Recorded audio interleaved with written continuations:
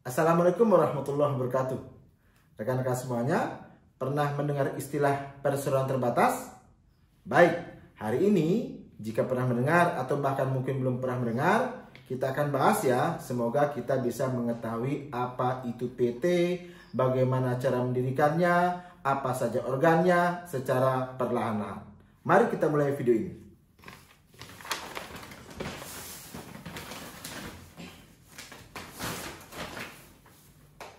Perseroan terbatas, teman-teman semuanya, itu diatur dalam Undang-Undang Nomor 40 Tahun 2007 dan kemudian diperbaharui dengan Undang-Undang Cipta Kerja. Kita lihat istilahnya apa itu PT. PT atau perseroan terbatas adalah badan hukum yang merupakan persekutuan modal. Didirikan berdasarkan perjanjian, melakukan kegiatan usaha dengan modal dasar yang seluruhnya terbagi dalam saham. Itu pengertian awalnya yang diatur di dalam Undang-Undang Nomor 40 Tahun 2007. Nah, kemudian dalam rangka kemudahan berusaha, terutama untuk mengcover atau memberikan ruang bagi anak-anak muda atau orang-orang tertentu yang teman-teman semuanya dalam menjalankan usaha itu tidak memiliki mitra atau mungkin lebih nyaman berjalan sendiri, maka juga diatur yang namanya perseroan perorangan. Nah, istilah PT kemudian diperluas dengan kalimat berikut. Atau badan hukum perorangan yang memenuhi kriteria usaha mikro dan kecil sebagaimana diatur dalam peraturan perundang-undangan mengenai usaha mikro dan kecil. Mari kita bahas perlahan-lahan pengertian ini ya.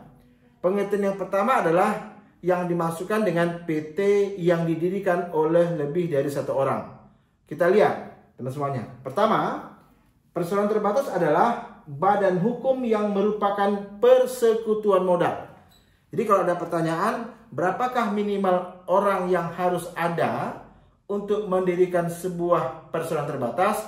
Jawabannya minimal adalah 2. Karena mereka lah yang nanti kemudian akan menggabungkan modal yang mereka miliki. Ini yang pertama ya, yang merupakan persekutuan modal pertama. Kemudian teman-teman semuanya, tanpa disadari oleh orang-orang yang mendirikan PT itu, sebenarnya mereka adalah terikat dalam sebuah perjanjian. Mereka datang ke notaris teman-teman semuanya, mengungkapkan apa yang mereka inginkan, lalu kemudian membuat yang namanya akta pendirian. Ini yang nomor 2. Didirikan berdasarkan perjanjian teman-teman semuanya. Kemudian mereka ketika mendirikan PT tersebut juga harus menentukan berapa modal dasar yang mereka klaim sebagai modal dasar PT itu. Yang ketiga, melakukan kegiatan usaha dengan modal dasar yang seluruhnya terbagi dalam saham. Jadi teman-teman semuanya, yang jelas nantinya para pendiri itu mereka akan menyekutukan modal mereka. Pertama, membuat perjanjian, kemudian mereka menjalankan kegiatan mereka dengan modal dasar yang mereka miliki, yang kemudian itu akan dikonversi dengan saham yang tertuang di dalam anggaran dasar pendirian. Ini yang nomor 3. Ini adalah pengertian apabila yang mendirikan itu adalah lebih dari satu orang. Yang kedua adalah disebut dengan istilah perseroan perorangan. Apa itu? Ya, badan hukum perorangan yang memenuhi kriteria usaha mikro dan kecil sebagaimana diatur dalam peraturan perundang-undangan mengenai usaha mikro dan kecil. Nah, artinya teman-teman semuanya, perseroan perorangan ini minimal 1, dia adalah sendiri atau perorangan. Kedua, usahanya adalah usaha mikro dan kecil. Jadi sehingga kemudian kalau ada keadaan orang awalnya mendirikan perseroan perorangan, lalu 1, dia menambahkan yang namanya jumlah pemegang saham menjadi lebih dari 1. 2, tidak lagi tergolong sebagai organ usaha mikro dan kecil, maka dia harus merubah bentuknya menjadi perseroan terbatas yang istilah yang pertama tadi. Mudah-mudahan teman-teman bisa memahaminya dengan sederhana dan mudah teman semuanya ya. Nah, lalu kalau dalam PT itu teman-teman semuanya, sebenarnya apa sih organ yang ada dalam PT? Saya bahas tadi ya, yang namanya PT kita katakan yang pertama adalah pendirinya minimal 2 orang. Saya ulangi, 2 itu teman-teman semuanya haruslah mereka bukan orang yang hartanya kemudian terjadi pencampuran. Maksudnya begini. Ketika A menikah dengan B, sementara di antara mereka tidak ada perjanjian pemisahan harta, teman-teman semuanya, maka tidaklah boleh sebenarnya menghukum A dan B ini hanya berdua saja datang ke notaris lalu bikin PT. Kemarin ada yang DM kami bertanya begini, bagaimana jika kemudian yang bikin PT adalah si ayah dan si anak, boleh nggak? Jawabannya malah boleh. Kenapa? Ayah dan anak tidak terjadi yang namanya persekutuan harta. Tapi kalau suami dan istri, apalagi mereka memang tidak ada pemisahan harta di antara mereka, maka prinsipnya mereka tidak bisa menjadi pendiri PT hanya berdua saja. Maksudnya pemegang sahamnya tidak boleh hanya berdua, sementara mereka terjadi yang namanya percampuran harta. Bagaimana dengan kemudian teman-teman semuanya, ketika ternyata kita contohkan ada X, saya ulangi, dan Y mendirikan PT. Ya, ketika PT itu berdiri, apa saja sih organ yang ada dalam PT itu? Kita anggaplah umpamanya si X ini mempunyai modal yang disetorkan senilai 500 juta rupiah. Sementara Y mempunyai modal 2 juta rupiah. Imbangnya ini sama sekali nggak imbang ya, karena 500 juta dengan 2 juta. Pertanyaannya adalah siapa yang jadi organ-organ penentu di dalam PT itu dan apa saja organnya? Teman-teman semuanya, PT sebagai sebuah bentuk badan usaha yang berbadan hukum itu memiliki 3 organ terus semuanya.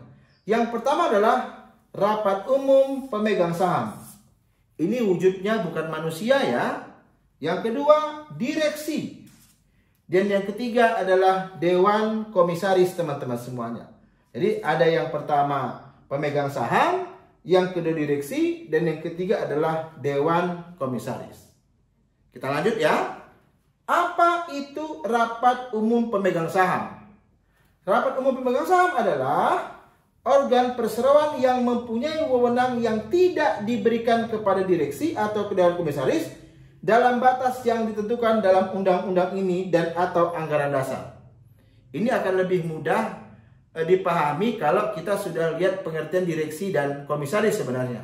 Tapi secara prinsip adalah itu merupakan organ perseroan yang tempat bertemunya para pemegang saham dari sebuah PT. Mereka akan berdiskusi, mereka akan rapat, mereka akan kemudian mengambil sebuah kebijakan dan keputusan, teman-teman semuanya, yang nantinya akan berkaitan dengan PT. Tetapi kewenangan itu tidak diberikan kepada direksi atau dewan komisaris. Ya, jadi apa-apa yang menjadi tugasnya direksi, ya direksi. Apa-apa yang menjadi tugasnya dewan komisaris, ya dewan komisaris. Tapi contohnya mengganti direksi. Itu ada pada siapa? Malah pada rapat umum pemegang saham. Nah, yang jelas teman-teman semuanya, RUPS ini ya memiliki batas. Apa itu? Ditentukan dalam undang-undang dan kemudian ada dalam anggaran dasar dari PT tersebut. Menjadi penting teman-teman semuanya, kalau teman-teman nanti mendirikan sebuah PT, tolong baca undang-undang PT dan tolong pahami anggaran dasar dari PT Anda. Ya, saya kebetulan berlatar belakang notaris, kenotariatan S2 saya, teman-teman semuanya. Tapi saya memang lebih berpraktek sebagai seorang advokat. Namun selalu saya katakan kepada siapapun yang ingin mendirikan sebuah PT, saya katakan begini, tolong pahami undang-undang PT, tolong baca dan pahami baik-baik anggaran dasar dari perusahaan yang Anda miliki.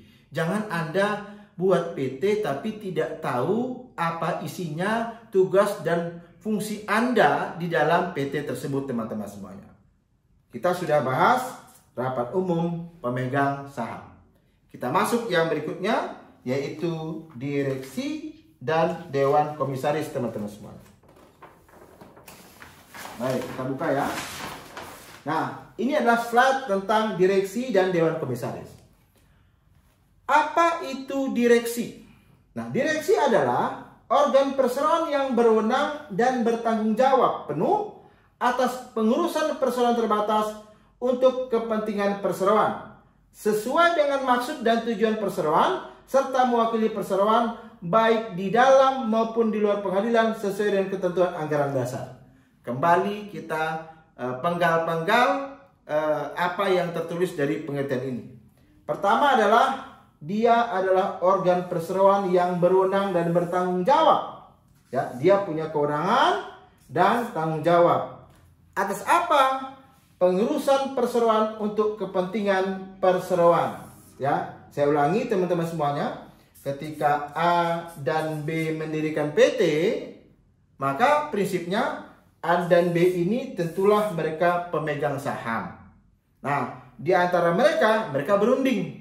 Siapa nih yang akan jadi direksi dari perusahaan kita ini? Direkturnya siapa? Bisa A, bisa B, atau orang lain yang memang dengan dasar-dasar tertentu ditunjuk sebagai seorang direktur dari PT yang dibuat oleh A dan B. Saya ulangi, kenapa selama ini kok image-nya kalau A dan B bikin PT lalu mereka yang menjadi direktur dan komisaris, prinsipnya nggak ada masalah. Tapi kalau mereka berkata, bagaimana B kalau kita tunjuk saja Tuan C sebagai direksi, kemudian Tuan D sebagai dan komisaris, boleh nggak? Boleh, Pak.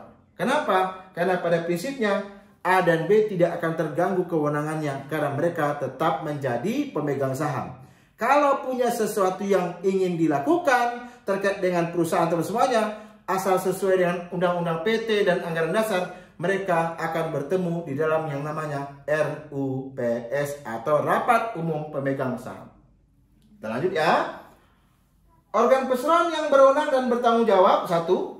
Atas pengurusan perseroan untuk kepentingan perseroan sesuai dengan maksud dan tujuan.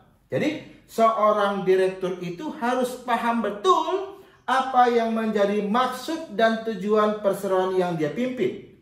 Jangan sampai dia nggak paham. Maka idealnya kalau PT-nya berkaitan dengan bank, ya, yang jadi direktur jangan hanya gara-gara kenal keluarga lalu jadikan direktur. Jangan. Kenapa? Karena mungkin saja dia tidak paham maksud dan tujuan. Konstruksi, carilah orang yang memang paham di bidang konstruksi. Kalau kebetulan anak, ya, keluarga paham, silakan. Mewakili perseroan baik di dalam maupun di luar pengadilan sesuai dengan ketentuan anggaran dasar. Nggak enak loh jadi seorang direktur itu, teman-teman semuanya.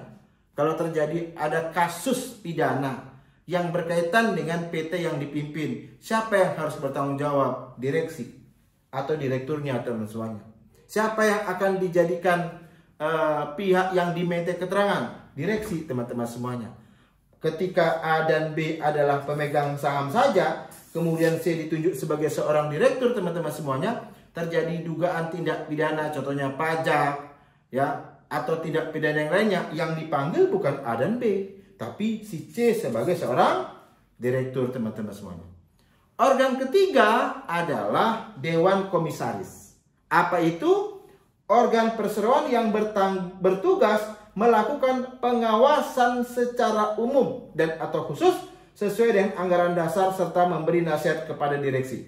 Tolong diperhatikan, tidak gampang menjadi seorang komisaris. Kenapa?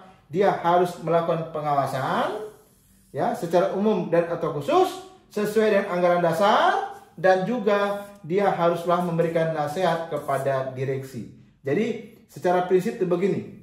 A dan B bikin perusahaan, boleh mereka menjadi dewan direksi dan komisaris. Jika tidak, dia bilang, C, kamu paham ya bidang yang kami dirikan PT-nya, tolong dong kamu jadi direkturnya. Lalu untuk mengawasi kinerja si C ini, ditunjuklah D sebagai seorang komisaris. Maka organnya kemudian terlihatlah ada 3. C sebagai direktur, D sebagai komisaris, dan A serta B ini sebagai pemegang saham yang ketika mereka berkumpul akan menjadi yang namanya Rapat Umum Pemegang Saham. Nah, ada pertanyaan, walaupun nanti saya akan bahas lebih panjang ke dalam video berikutnya. Berapakah modal dasar